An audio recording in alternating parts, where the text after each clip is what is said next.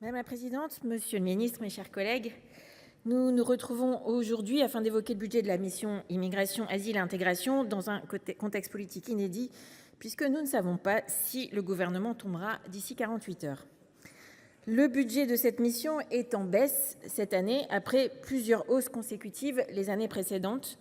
Je constate ainsi un fossé entre les ambitions et le discours de notre ministre de l'Intérieur et le budget de cette présente mission. Les crédits de la mission « Immigration, asile et intégration » pour 2024 étaient en hausse de 7,3 %, mais c'était encore bien loin d'une réelle prise en compte des besoins et toujours insuffisant pour permettre une véritable intégration des personnes migrantes dans notre pays. Aussi, une baisse aujourd'hui de 5 % pour 2025 nous semble grandement problématique.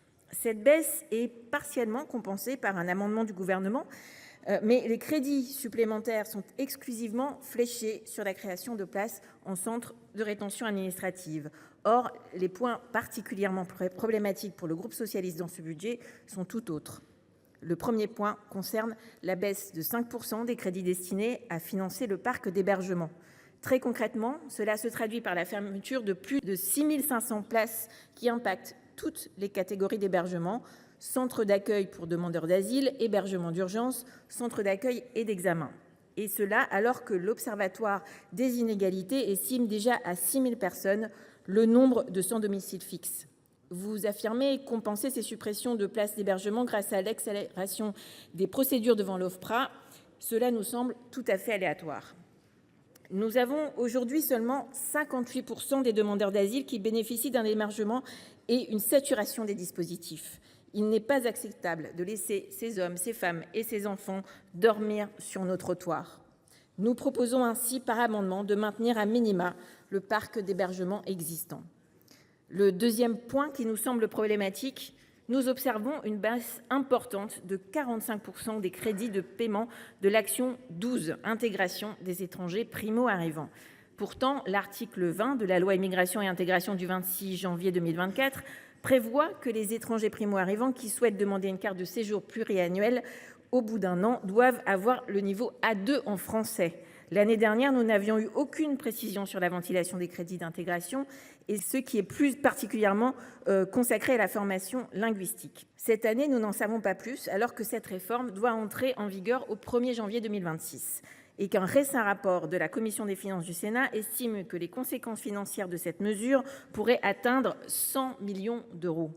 Nous proposons donc un amendement visant à financer cette réforme de la formation linguistique. Les crédits destinés à financer l'allocation pour demandeurs d'asile sont en hausse, car ils prennent enfin en compte les Ukrainiens.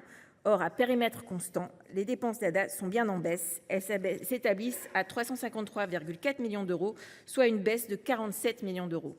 Rappelons que le montant journalier de l'ADA est de 6,80 € par jour et par personne. Il peut être majoré en cas d'absence d'hébergement. Ce montant dérisoire ne permet pas aux demandeurs d'asile de vivre dignement, ni même de manger à leur faim.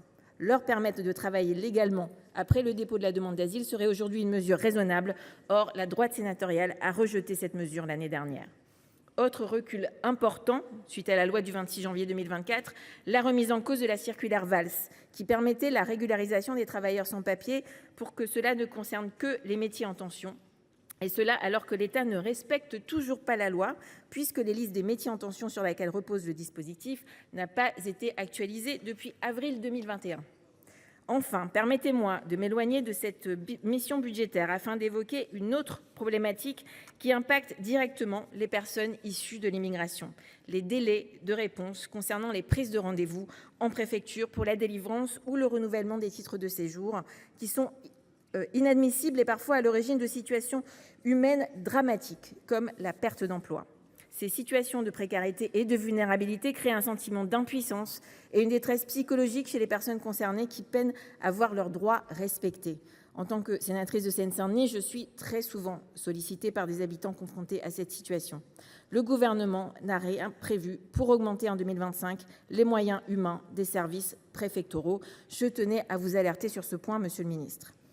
Comme vous l'avez souligné, mesdames et messieurs les rapporteurs, vous vous opposiez constamment à des budgets en augmentation les années précédentes. Vous donnez cette année votre totale approbation à un budget en baisse, tout en décrétant l'immigration comme une priorité politique.